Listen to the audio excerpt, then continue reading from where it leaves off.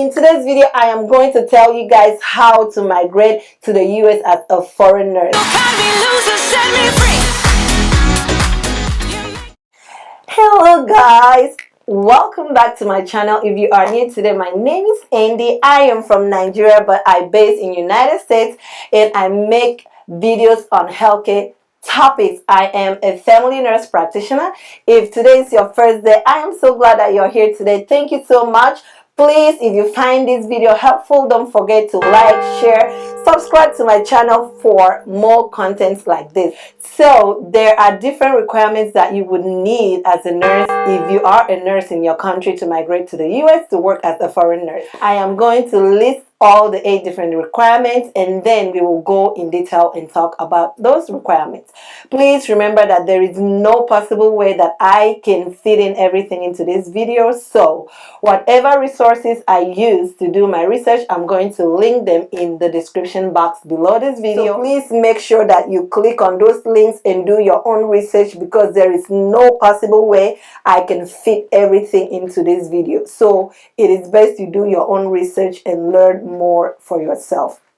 So the very first requirement you would need is to be a graduate, complete a foreign education course, take and pass an English proficiency test, get your credentials evaluated, and get a background test done, take the NCLEX exams, find a nursing agency or a hospital that is hiring, apply for a job, obtain your immigrant visa, and then accept a position. All right, so let's go back to the first requirement, which is meeting the basic educational requirements. So that just means being a nurse, being a graduate from an accredited university in your country. The second thing is being a nurse with a 2 years experience. So they require a minimum of 2 years experience in order for you to migrate and work here as a registered nurse.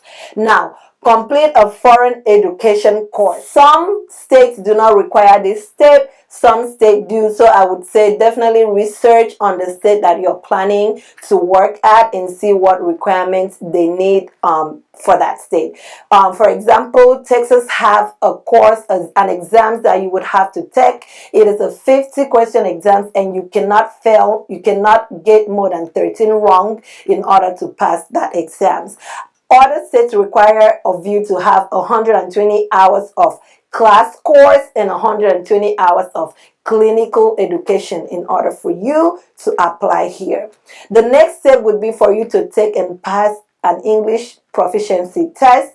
That an example of that is what is called a TOEFL. So there are some countries that are not required to take TOEFL, and those countries are countries like UK, Germany, India, Hong Kong, Puerto Rico, and Philippines. So if you are from those countries, you do not have to take the TOEFL. For getting your credentials evaluated and getting a background test. Now, this can be a little bit mind-boggling because it requires a whole lot from you and it takes time. Getting your background test done costs approximately $39 and can take approximately 3 months to complete this process. There are like 3 main agencies that do get your credentials evaluated. One of them is a Commissioner for Foreign Education Nurses. The other one, in fact, I'm going to list all 3 of them here. So the first one costs about $380. The second agency costs about $350, and the last one, which is the Visa Credential Assessment Agency, they cost about $540. So this agency, this process also can be a bit expensive for someone. The next step would be for you to take and pass the NCLEX exams. So the NCLEX exams is required in United States for all nurses to pass that test in order to be board certified and work as a registered nurse. That test costs approximately $200 and it would require you to travel to another country, because there are like a total of 11 countries that do offer this test. They include, but not limited to, Canada, England, Germany, Hong Kong, Puerto Rico, Taiwan, India, etc. So those countries, you would have to travel to those countries, either of that country, and take this test. And understand that you would have to arrange for your transportation and your feeding while you are there. And it requires a lot of preparation, so that you don't want to take this test again, because again, it's expensive. All right, so the next one is finding a recruiting agency or a hospital that can hire you. Some people say that it's better to go with an agency. Some people say it's better to go with a hospital. I say do both, and whatever works for you, whatever kicks up first for you, do go for it. Because like for the agency, they would take a portion of what you are making. For the hospital, whatever you get paid is whatever you're going to get paid. And then another thing is that the agency, both of them will help basically to get you through your visa process, because of course you would have to apply for your visa. The agency or the hospital would have to provide what is called an I-140, that to the United States Immigration Services, to let them know that they're going to be able to pay you while you are here. So they would get your visa or a permanent residency filed for you, in order for you to be able to work here. So when that's done, you would be then given a visa priority.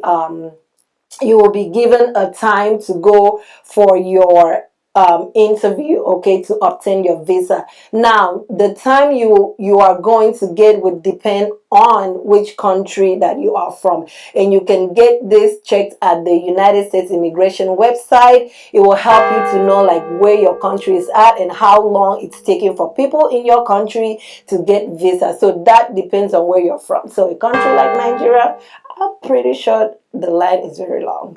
So it depends on your country. So the timing of you getting your visa depends on where you're from. The next step is to accept a position. So once you get, of course, you would have applied for the position, obtain your immigrant visa, get it, and then, hey, congratulations, you have a job. The next step is for you to come on over and work here as a registered nurse. So once you accept your position, then you and your agency or the hospital would work together and get your timing set for you to migrate over and work here as a registered nurse. One thing I want to say is please, please, please be aware of scammers. There are so many internet scammers out there. With everything that you're doing, make sure that you verify the source and who you are dealing with. Each hospital or agency have what is called human resources department, where you can call and verify who is working there. Don't let anybody tell you here's the number that you can call and verify. No, you can go to the internet. Thank God for the internet. Go on the internet, do your research, find out who is working at this hospital. They will have their number there. Call them directly and make sure that you are not being scammed. Things are expensive. It is hard to make money. All this is very expensive. You don't want to spend money and then at the end of the day find out that you've been duped. Jesus, please do not find yourself there. So again, be careful out there and good luck to you. I really, really hope you take this step, and I really hope that you do get a position. And if you do, don't forget to let me know, okay, and say hey. All right, so please don't forget to share, subscribe, like, and comment if you found this video helpful. Share this video, because you never know who is looking for this resource, who is looking for this video, who is planning to come over and work. There are so many opportunities, so hey, until my next video, I love you guys. Take care. Bye.